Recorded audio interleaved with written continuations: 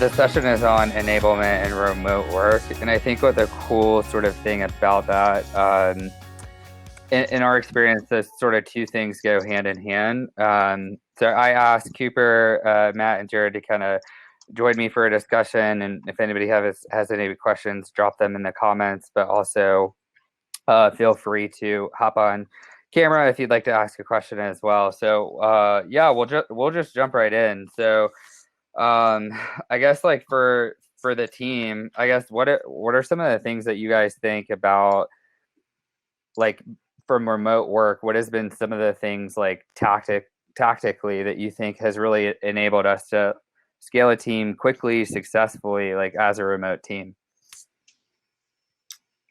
Yeah, I'm happy to jump in there. I think the hardest thing about working remote is staying like in sync. I mean, aside from really the truly hardest thing is to feel like you have coworkers. I think Chili Pepper does a really good job in terms of just creating a day-to-day feeling like you're like almost like we're sitting in an office, just by always jumping on Zooms and jumping on Slack. But then beyond that, from like a training standpoint, our ability to loop everybody in on a specific conversation or on a specific training, I found to be really unique here. So one thing that we certainly do is if you have a one-off question, you generally will ask it to like a team-wide channel. And then not only are you sharing that information, or like it's likely that somebody else can have that same question, so they can jump right in. But you're also sharing that information. Everybody's kind of contributing to that knowledge transfer in real time, which is pretty unique. Yeah, absolutely. Hey, Travis, saw you had a chance to join us here. How's it going? Good. Yeah, off of that, I think one of the things that I really have grown to appreciate the most is like, typically organizations will have like accountability meetings where you're going over metrics and things like that. Activity metrics specifically. One of the types of meetings that I think I've grown to really admire the most is our Monday huddle around like cadences. So I know, Jerry, Cooper, Matt, like you're really involved in that, and I've worked at a ton of companies and I haven't really seen, so it's this company driven cadence, and as a result, like I think if it was one person driving a cadence, it's really hard to get better over time. Matt, I'm gonna unmute you here. Can you talk to us a little bit more about that and how just like make it super actionable? Like, how does it work? I mean, just like you said, I'd never seen anything like that as far as past sales positions. Just more so like, this is the cadence, this is how it works, and you kind of see the results on your own. And you don't really talk about what's working for people, or if someone switches something up, they usually kind of don't share it usually. I mean, people want to be competitive and don't often say something that they're doing differently that might be working really well. But we just really break it down and show very specific numbers and data points of like our account percentage to like demo booked. So you can just see right there, okay, something seems to be working higher. Maybe it's like a very drastic change for just one specific SDR or AE, and then you can dive into it. And what is it that you're doing different? What is your copy the same? Is it different? And then from there, everyone's kind of just like collaborating together, which is then at the end of the day going to really make it a pretty collaborative effort where everyone's going to succeed together rather than just like one individual out there outperforming. Yeah. Travis, you had a chance to work remotely before. What was that like? Yeah, so I've been remote for most of my career, actually. Oh, can you hear me? Yeah, I just unmuted you. Sorry. Oh, okay. Yeah, thank you. I've been remote for most of my career, so it's honestly not too much different. I do like going to my office though, and I haven't said that I haven't been able to drop in and see people there lately. So yeah, it hasn't been a huge change there for me. Do you work at like a WeWork or? No, I actually just work out of my house. So I do. My job's a little bit different than everyone in here is doing tech sales, and I actually do field sales for a commercial landscape contractor.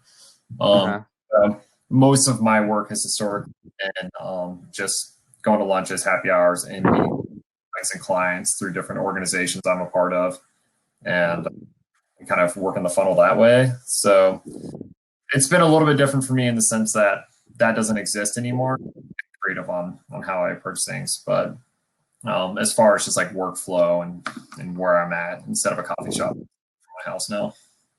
Yeah. Is there anything that has been a change for you, like in the past, like 6 weeks or so, or has everything pretty much been business as usual? No, definitely been a big change. So I sell into the commercial market. So you have property ownership groups that'll own, you know, a portfolio of sites throughout San Diego, and a lot of their tenants they have like 50 to 75% tenants are asking for rent relief right now. So that means that these ownership groups aren't getting, and so they're a little more apprehensive to spending right now. Thankfully, what we do is somewhat considered essential. So we are able to kind of continue pushing the needle, but a lot of people are slow to make decisions right now. So it's a lot of we have two divisions where we'll do maintenance, and another division will do construction and installation projects. And our construction division is definitely struggling right now because nobody wants to do a $5 million landscape installation because Yeah. they're pretty scared what's going to happen tomorrow. How has like your leadership responded to those problems?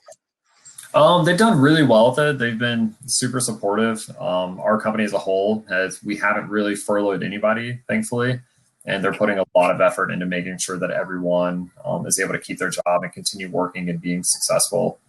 And thankfully, somehow we are, as a whole, nationally, our sales team has hit their sales numbers this quarter so far, and even in March and April, we're on par right now, which is kind of interesting. I don't know how some of them are doing it so well right now, but it's just they've been really supportive. I've been appreciative of it, and yeah, and we do daily huddle calls now, Monday through Thursday. Our sales team's on a call at 8 a.m. We're talking about what we're doing, getting creative with ideas and collaborating on different marketing efforts. And yeah, so it's been kind of like a fun time for everybody to come together and really get creative on how we can approach our prospects. Yeah, absolutely. That's awesome. Looks like we got a question here. I'm going to get Cooper to help me out with this one. I think everybody can see it. So it's from Adam Burke. So is your Monday morning meeting an opportunity to dive into detail of a successful close so other salespeople can see how one person is being successful? So we have a couple of different meetings. We basically have one that's just around cadences. And we've actually seen that meeting get better and better over time. Or the meetings and the SDR's ability to hit their number get better and better over time. And we kind of like tackle it as like a tribe. So like our CMO is in the meeting, our CEO, myself, and the whole revenue facing roles. And we constantly are trying to push the envelope with the cadence meeting. Then we take that same format and apply it to our closers as well and their pipeline. So I'll invite Cooper to help me talk about that a little bit more. Cooper, can you help me with this one? Yeah, absolutely. So we have a like Tuso was saying, we have an AE weekly meeting to talk about recent closed ones and like successes that we had in the deal cycle, as well as open pipeline and challenges that we're experiencing within that pipeline. And it's more of just kind of we run through each. It's actually kind of been changing a little bit in recent sessions, but historically it was each AE would run through the bottom of their funnel and show like things that are at least in our deal stages. Once we're in champion and stakeholders in review through quote and review, we'll kind of run through those opportunities, what's likely to close this month, what might push, and what challenges we're experiencing, and then just kind of have an open conversation around any specifics within those. And then we'll also kind of talk about just like sort of top of mind topics, and that's been more relevant of late, especially with COVID. So we had like a big session recently about just pricing objections that we've been getting as a result of coronavirus and the challenge that it's put on our prospects.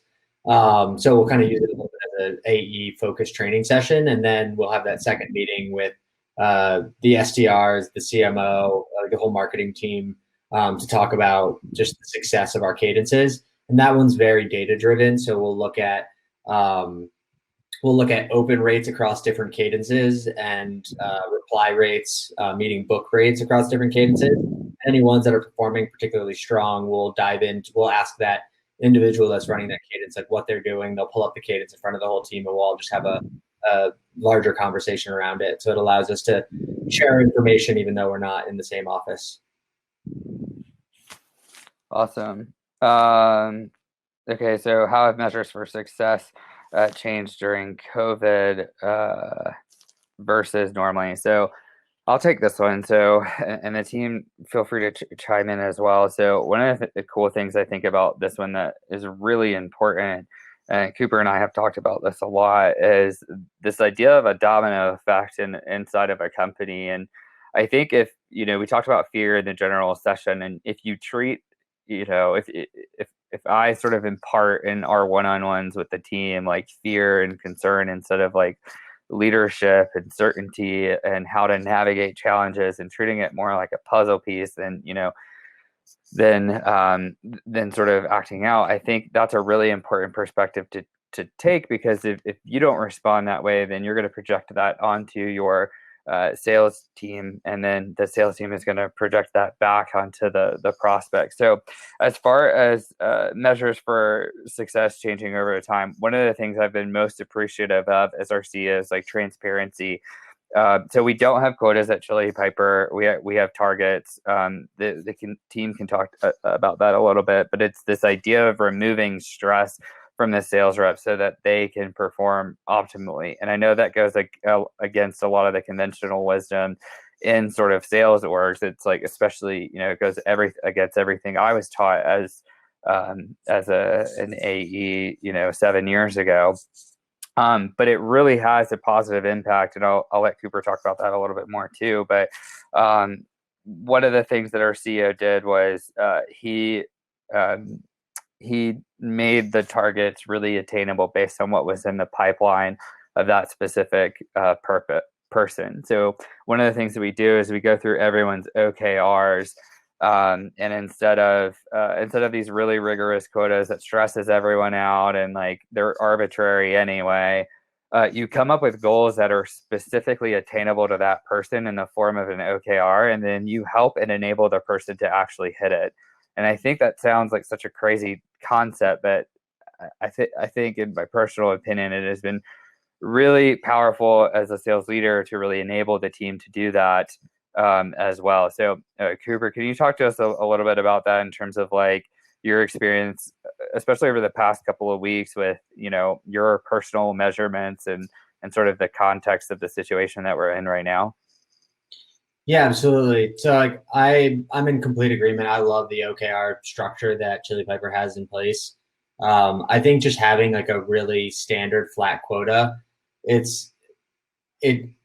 doesn't allow for flexibility. It doesn't allow for you to kind of like adjust situations. And our CEO Nicholas is really understanding of like what's realistic, what's attainable, because I want my goals. He wants his goals to be realistic too.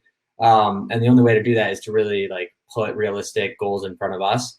So each month we'll have a meeting directly with our CEO Nicholas, and he will look at your pipeline, look at like kind of the bottom of your funnel, what you have that could close that month, and we'll kind of take that number and then we'll stretch it a little bit to sort of create still that drive to like constantly be sourcing new opportunities and constantly be pushing as much through the funnel as quickly as possible.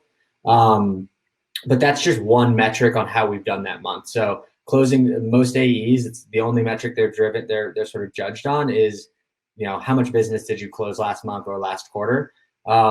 Chili Piper looks beyond that in terms of future growth of the employee, which I really like. And I think it's important when you're working remote is to sort of look beyond the numbers. As a sales rep, if you miss your number, you get down in the dumps really easily, and it's easy to just kind of get dejected.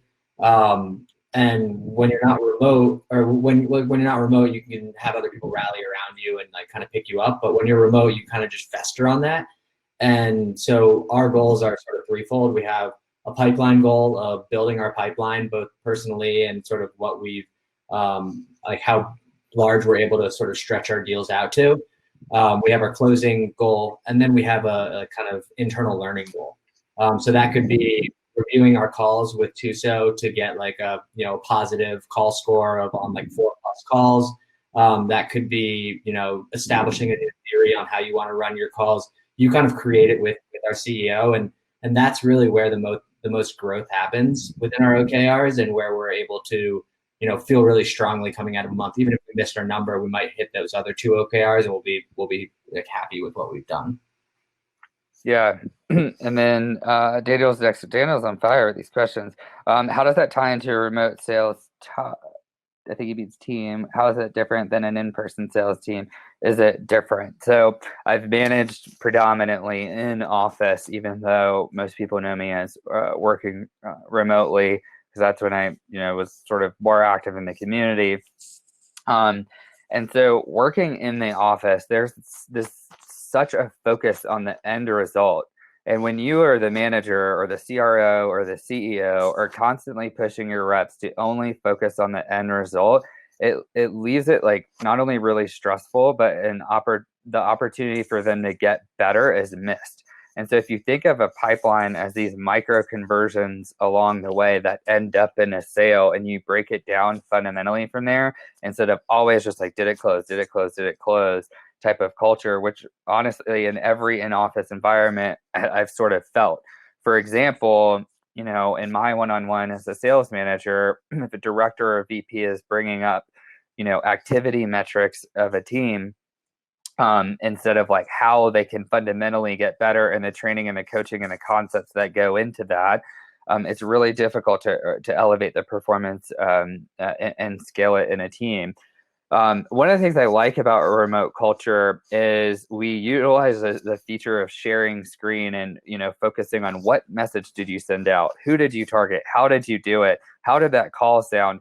Let's review the call recording. Let's have you lead the training. And there's this really awesome dynamic because you're both in front of your computers and it's really easy for you to share what you're doing. And so I think remote culture helps enable that type of opportunity as well. Whereas a one-on-one traditionally in an office environment, you're staring across the person across the table.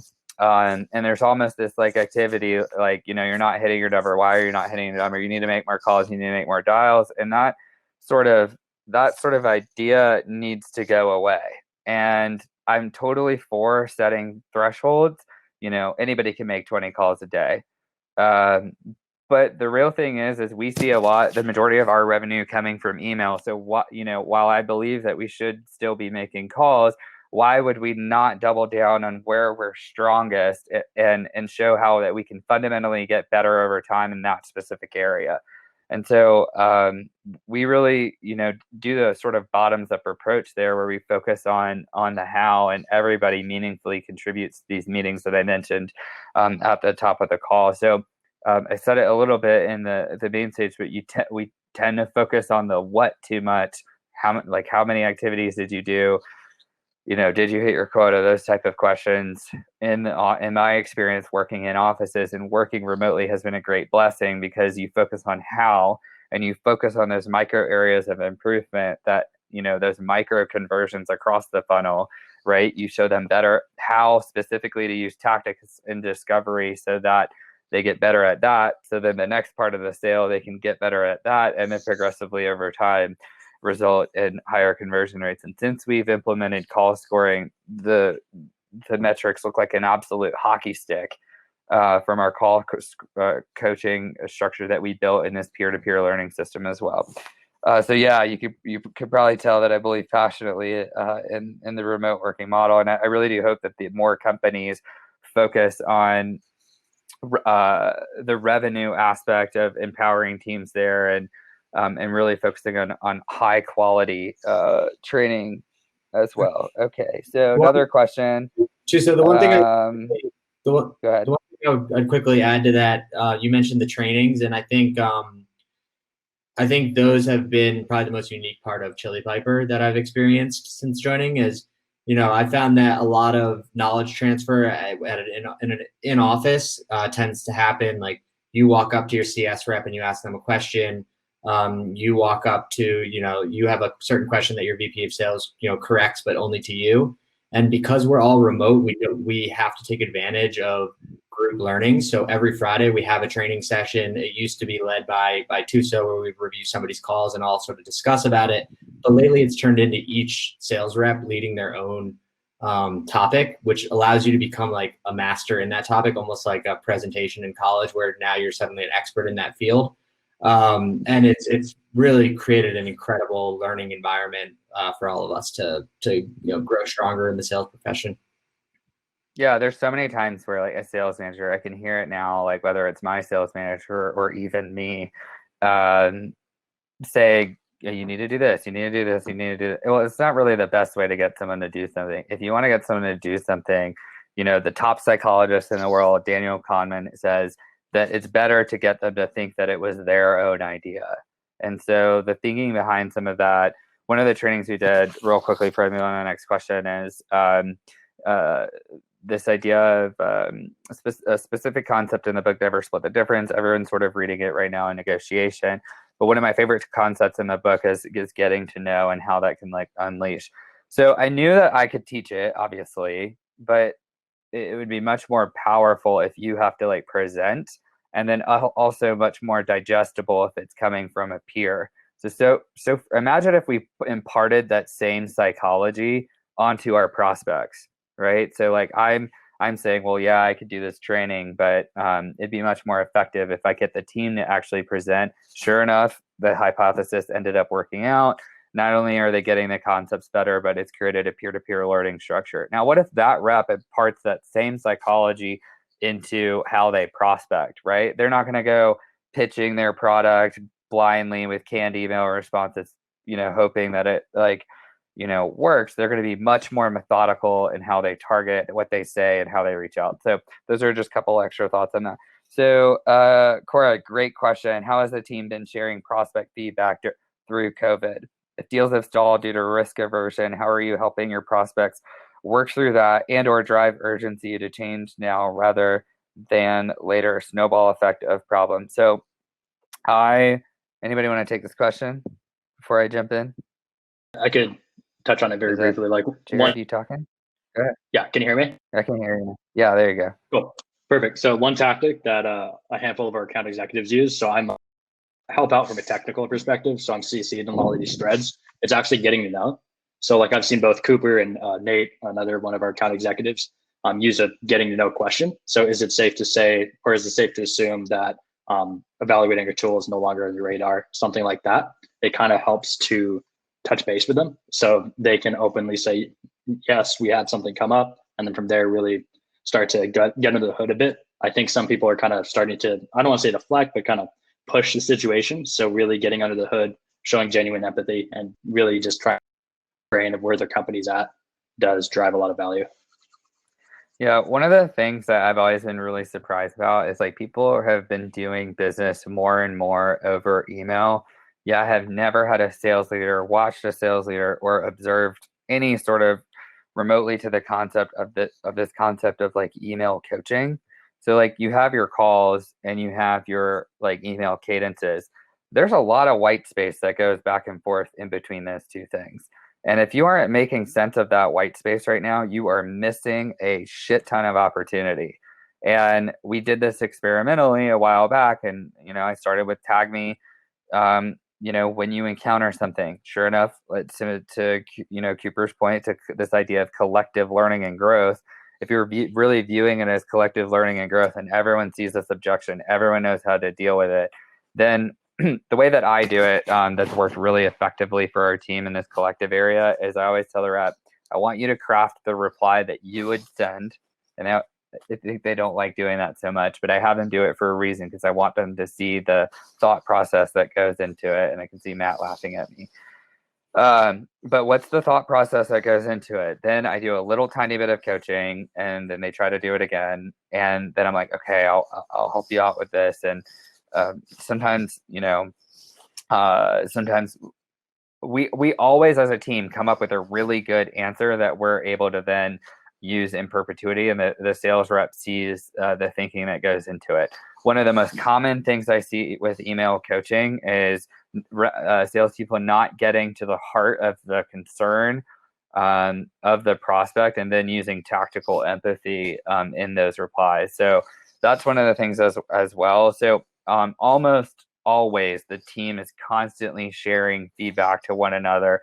Not only is it call reviews, like if you aren't listening to each other's calls, like that's thing number one.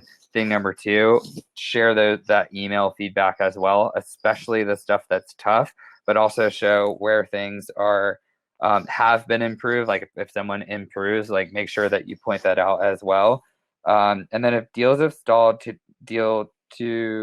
risk aversion, how do you help prospects like with that as well? So I think like the first step in that is there's certainly a lot of people, there's a lot of realness around that concept of risk aversion right now, but there's also a little bit of, I've seen people taking advantage, and there's this fine line between those two things that I've seen in the sales process.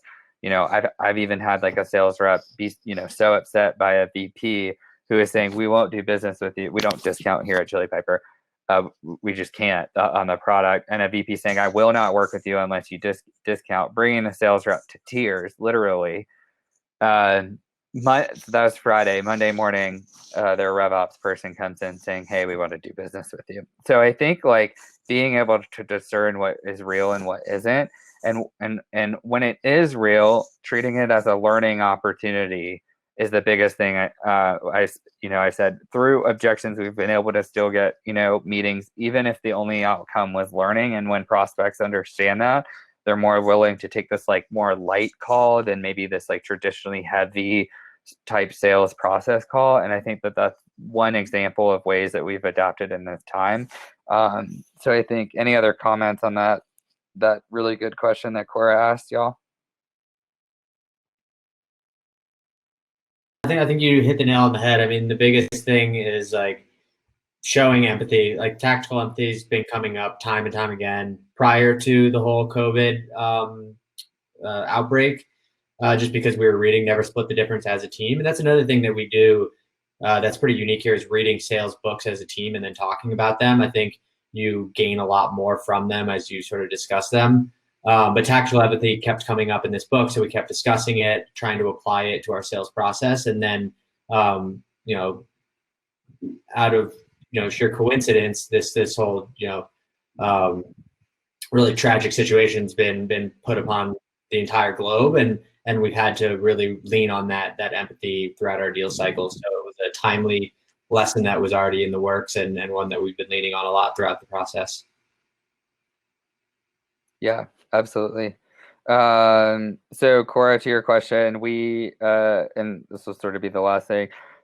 We originally did screenshots in Slack, and then our engineers saw that we were doing that, and they actually built it. And so now they just tag in like through email directly. So we were doing that back in December, but now we just tag them directly in the email as well, and they can do that. Okay, I think this is the last question. Where is the most far-flung location a Chili Piper employee is from? Oh, what's that island that we have? There's a lot. Cyprus. Yeah, we have someone from Russia living in Cyprus. People in I think Russia, Ukraine, Romania, Brazil, Argentina, Atlanta, San Francisco, Sacramento, all the above. Cool. Awesome. Thanks, everybody. Super fun conversation. Just click on stage and then we'll close it all out together. Bye, everybody.